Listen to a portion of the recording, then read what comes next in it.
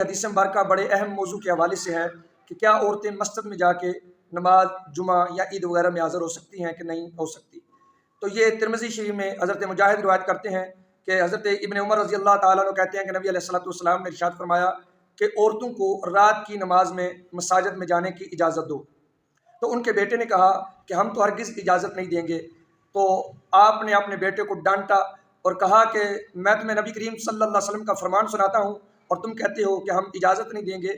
تو اس حدیث مبارکہ میں مغرب، عشاء اور فجر کی اجازت دی گئی ہے۔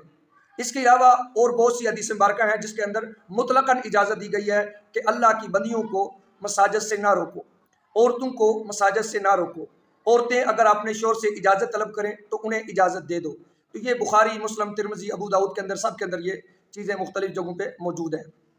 اسی طریقے سے نبی کریم صلی اللہ علیہ وسلم آپ عورتوں کو نماز میں شامل کرتے تھے، حتیٰ کہ بعض مرتبہ نبی علیہ الصلوۃ والسلام فرماتے ہیں کہ میں قرات کو، نماز کو اس لیے چھوٹا کر دیتا ہوں تاکہ مجھے رونے کی آواز آتی ہے تو بچوں کے رونے کی وجہ سے ان کی ماما، ان کی والدہ پریشان نہ ہو، تو اس لیے میں نماز کو ان کے لیے کر دیتا ہوں۔ تو پتہ چلا کہ چھوٹے بچوں والی جو عورتیں ہیں وہ بھی نماز میں شامل ہوا کرتی تھی، تو نبی علیہ السلام ان کی علیحدہ سے پیچھے صف بنایا کرتے تھے۔ تو دونوں چیزیں حدیث کے اندر ملتی ہیں کہ نماز میں شامل بھی ہوتی تھی اور پردہ داری کا لحاظ بھی ہوتا تھا، کیونکہ نبی علیہ السلام انہیں سب سے آخر میں صف بناتے تھے اور حکم فرماتے تھے کہ جب تک مرد سجدے سے سر اٹھا کے بیٹھ نہیں جاتے اس وقت تک تم نے سجدے سے سر نہیں اٹھانا۔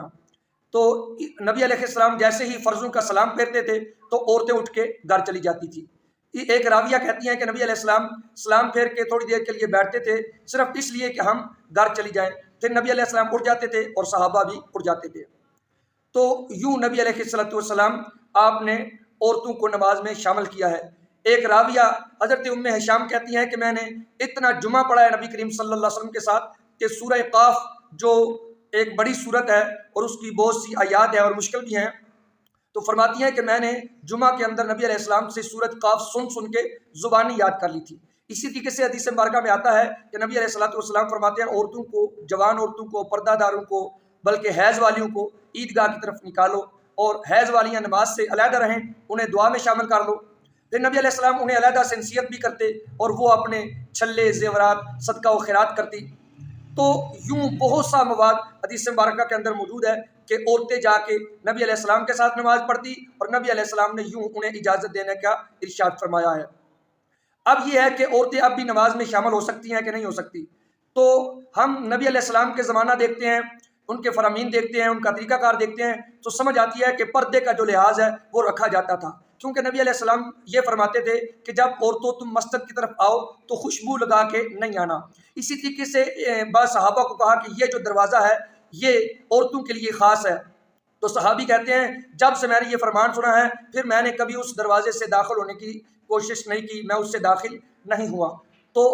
پردہ داری بھی اور نماز بھی دونوں جو ہیں وہ چلتی آ رہی تھی۔ حضرت ابوبکر صدیق رضی اللہ تعالیٰ عنہ کے زمانے میں بھی یوں ہی ہوا تھا۔ تو بعض میں کسی سبب کی وجہ سے جو عورتوں کے اندر چیزیں پیدا ہو رہی تھی اس کی وجہ سے علماء نے، اہل علم نے اور ائمہ وغیرہ نے اس سے منع کیا اور منع ہوتا ہوتا اس میں سختی ہوتی گئی۔